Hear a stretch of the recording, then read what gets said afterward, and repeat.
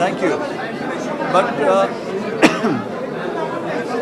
আমার শখ কিন্তু এখনো পূরণ হয়নি, আর এটা আমার শখ না, এটা হচ্ছে আমার নেশা, আমার পেশা, আমার হচ্ছে চলচ্চিত্র হচ্ছে আমার, মানে এই ফিল্ড আমি বোঝাতে পারবো না যে চলচ্চিত্র আমার কি। আমি আমার চলচ্চিত্রের যাত্রা শুরু করেছিলাম যখন আমি ইন্টার ফার্স্ট ইয়ারের স্টুডেন্ট, এসেছিলাম 3 মাসের জন্য, হয়ে গেছে 25 বছর।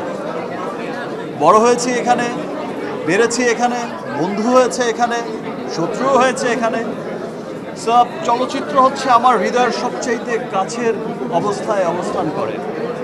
সো চলচ্চিত্র আমি ভালোবাসি, আমি সবসময় ভালোবাসি, এবং আমি চাই যে আমার দেশের চলচ্চিত্র, আজকে সত্যি হচ্ছে কথাটা, বাট